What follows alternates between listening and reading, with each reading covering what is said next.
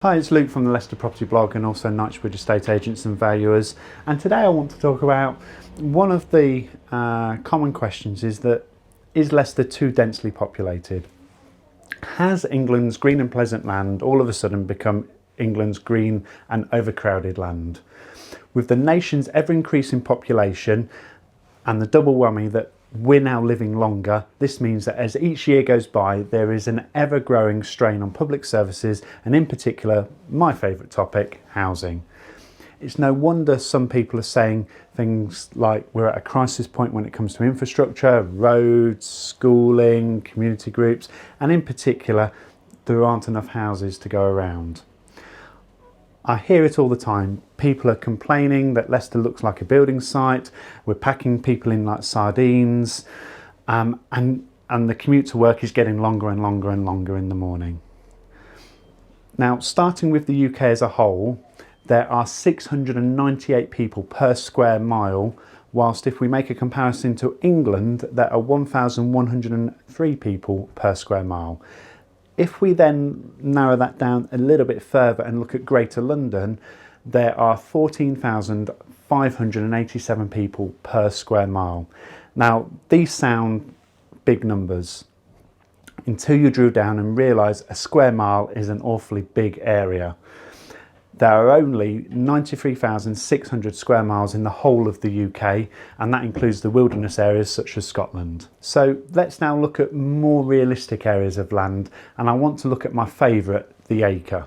And for those born after the mid-1970s, an acre is roughly half the size of a football pitch, or roughly 63 metres by 63 metres. And there are just less than 2.5 acres in a hectare.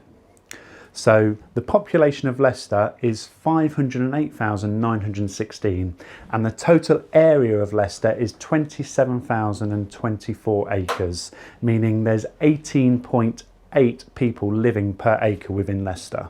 But let's have a look at as to how that compares to our local neighbours. So if we look at Nottingham, for example, there's a population of 729,977 and there's just over 43,500 acres. That's giving a population density of around 16.75 people per acre.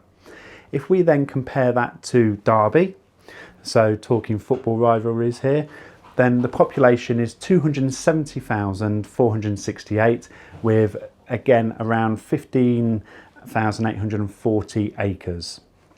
That gives on average 17 people per acre in terms of a population density.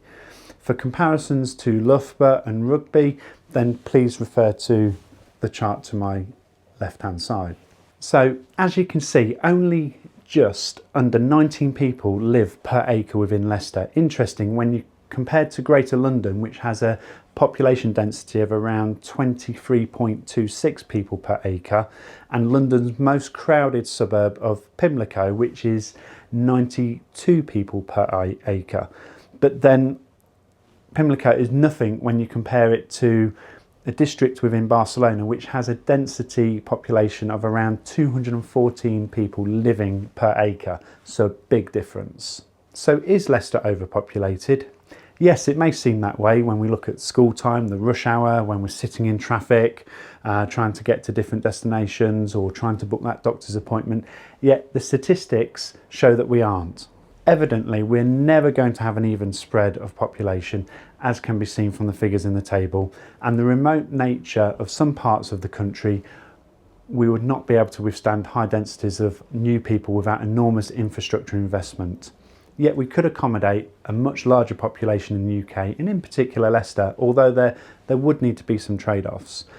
Let's look back to the 17th and 18th century, and certain sectors of society were warning about population growth. The population of the UK in 1801 was 10.5 million, and even with the growth of the population since then, only 1.2% of the UK is currently built on for housing purposes.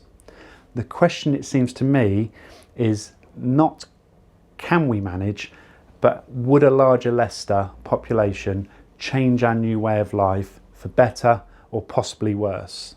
Now, the planners have a responsibility to ensure Leicester provides its fair share of new homes to accommodate the population growth in the coming years. The local authority has a responsibility towards adequate provision of the infrastructure, roads, hospitals, schooling, to match the growth within housing. This is not a political topic, but I hope once the B word is finally sorted, we can get on with addressing the shortage of affordable new homes for future generations.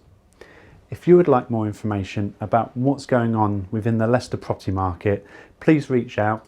My contact number is 07917 899 495, or you can drop me an email at luke.sinclair@knightsbridge-estates.co.uk. I'll see you next time.